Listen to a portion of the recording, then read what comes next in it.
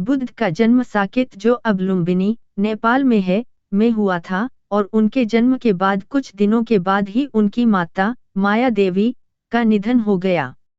बुद्ध का जन्म लुम्बिनी के एक उद्यान में मिथिला राज्य के राजा शुद्धोधन और उनकी पत्नी माया की पुत्र के रूप में हुआ था। माया देवी का जन्म भी बहुत ही विशेष था। विश्वकर्मा, देवों के शिल्पकार, ने उनकी रचना की थी और उन्होंने इस रचना को एक वन्य गजब के बनने के रूप में किया था। माया देवी के गर्भ से बुद्ध का जन्म हुआ था और जब वे जन्म लेने वाली थीं, तो एक गजब ने वृक्षों की शाखा से उनके पास कमलों की अंधी ले आई और माया देवी के चरण में रख दी। इसके बाद माया देवी ने एक सुंदर बच्चा जन्म दिया, जिन्हें उन्होंने सिद्धार्थ नाम दिया। माया की मृत्यु के बाद सिद्धार्थ का पालन पोषण उनके पिता राजा शुद्धोधन और माया के भगत अनंता नामक पुरोहित द्वारा किया गया।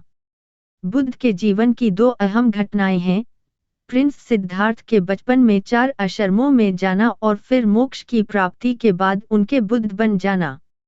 माया की मृत्यु उनके जीवन के पहले अध्याय में हुई और उसने उन्हें दुखी और दुखी दुनिया के असली स्थिति के प्रति समझाया।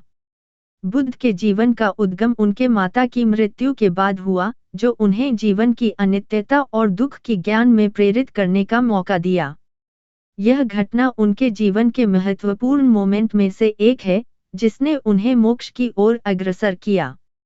बुद्ध की कथा महान है और उनके जीवन के इस पहलू के माध्यम से हमें जीवन के मूल्यों और मानवता के महत्व का समझने का मौका मिलता है। उनकी माता माया का निधन उनके जीवन के बड़े महत्वपूर्ण पलों में से एक था, जिसने उन्हें संवेदनशीलता और समय की महत्व की जागरूकता